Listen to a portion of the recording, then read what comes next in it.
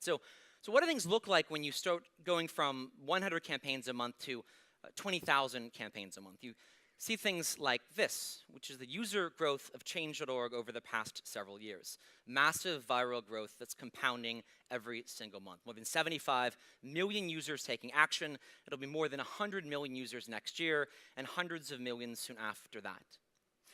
And why is this happening? This is happening because people are not just starting campaigns in the countries started in the United States or in the West, but all around the world. We have staff in 18 countries. And our promise to users is not that you will be able to sign a petition. There's nothing intrinsically interesting about that experience. It's our promise is we'll empower you to take the actions necessary to achieve the change you seek. So our goal is not just aggregating signatures, but victories every single day. We don't just raise awareness, we actually create change. Later, there's almost a victory every hour of every day of every week all around the world right now. Changes in corporate policies and government laws, national and local in scope. And what we're seeing now is not just these individual campaigns that are isolated, but coordinated efforts that I think are a sign of what's to come in the future of organizing. And the best example we had last year emerged out of the United States. There's a group called the Boy Scouts of America, and the Boy Scouts banned gay members for more than 100 years. And there was a woman, Jennifer Tyrell, this mom, who was a den mother, has 3 adopted kids, and she's gay. And she was a den mother that despite having that status, she was embraced by her community. They asked her to be a coordinator for that local troop. She became so popular, the National Boy Scouts found out, and they kicked her out of the Boy Scouts based on their policy, and that was not new. What was new was what happened next, which she starts a Change.org campaign, gets 300,000 people herself to join, becomes a massive national media story. She flies down, delivers to the National Council this massive petition in front of all these cameras, and they 100% reject her request, and they reaffirm in her face the anti-gay policy. And so for most national movements, that's where things would end. But it's just the beginning for her. What she did next was truly remarkable. She goes and finds out that on the board of the Boy Scouts of America, there are 2 Fortune 500 company CEOs of very gay-friendly companies, Ernst & Young and AT&T. So she petitions the CEO of Ernst & Young to either come out against the anti-gay policy consistent with his own company's policies or to resign.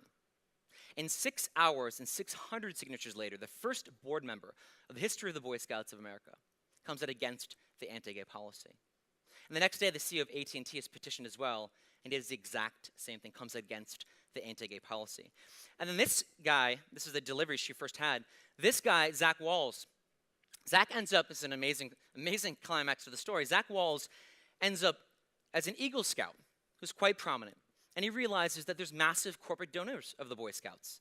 And so he finds the biggest one is Intel, and Intel has $1 million a year they give to the Boy Scouts, but they have a non-discrimination policy in their donation policy. And so what he does is he petitions them to suspend their donation. 50,000 people take action, and the next week $1 million is removed. Then he says, well, why don't I petition UPS? It's the same thing. Tens of thousands of people join, and $800,000 is removed.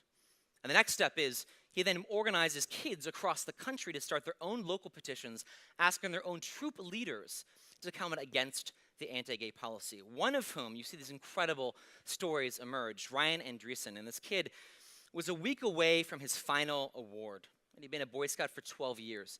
He creates a tolerance wall in his middle school to stand up against bullying. They find out he's gay, and they kick him out of the Boy Scouts. His mom, in response to this, starts her own Change.org campaign. He gets 500,000 people to join. It becomes a massive national embarrassment for the Boy Scouts. The California Regional Boy Scouts is so embarrassed they unanimously vote against the national, come out against the anti-gay policy. All hell breaks loose. 2 million people take action. In less than 9 months after the Boy Scouts reaffirmed in her face the anti-gay policy, this thing happens. They apologize, and they turn around 180 degrees and accept gay members for the first time in history. Amazing, amazing story.